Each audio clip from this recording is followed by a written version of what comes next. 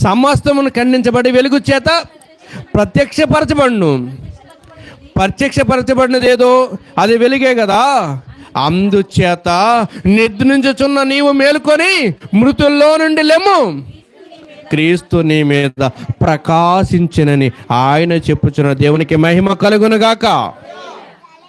ఈ పదాన్ని మనం ఆలోచిస్తే భయమేత్త. చూడండి సార్, అప్పటికి ఎపిసి సంఘం ఎలాగుందట? నిద్రలోనికి వెళ్ళిపోయింది. ఎలాగుంది? నిద్రలోనికి వెళ్ళిపోయింది. అందుకన్నారు చూడండి, మరొక చదవండి. నిద్రించుచున్న నీవు మేల్కొని, ఎక్కడి నుంచి? మృతులలో నుంచి లెమ్ము. అర్థమవుతుందండి? ఆయన ఆశ ఒకటి ఉంది. అదేంటో తెలుసా? ఆ క్రీస్తు నీ మీద ప్రకాశించాలని ఆయన కోరుకుంటున్నాడు. ఆయన కోరికేమో ఆయన నీ మీద ప్రకాశించాలని కోరుకుంటున్నాడు. సంఘం ఎలాగుందంట? నిద్రలోనికి వెళ్ళిపోయిందట.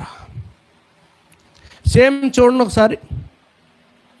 మంచితనం లేదనుకోండి, ఎక్కడున్నట్టు లెక్క? నిద్రలోనికి. నీతి లేదనుకోండి, ఎక్కడున్నట్టు? నిద్రలోనికి. మూడోది సత్యం లేదనుకోండి, ఎక్కడున్నట్టు?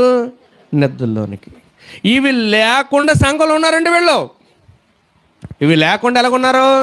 సంఘంలో ఉన్నారట.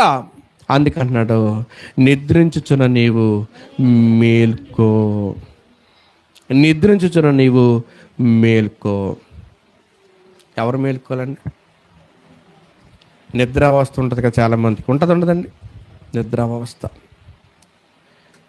మంచితనం కనపడదు, నీతి ఉండదు, సత్యం ఉండదు, వాక్యం ఉండదు, వాక్య ప్రకారం జీవితం ఉండదు. అటువంటి వాళ్ళు ఇప్పుడు కనపడుతున్న వెలుగు ఫలం ఫలించగలరా?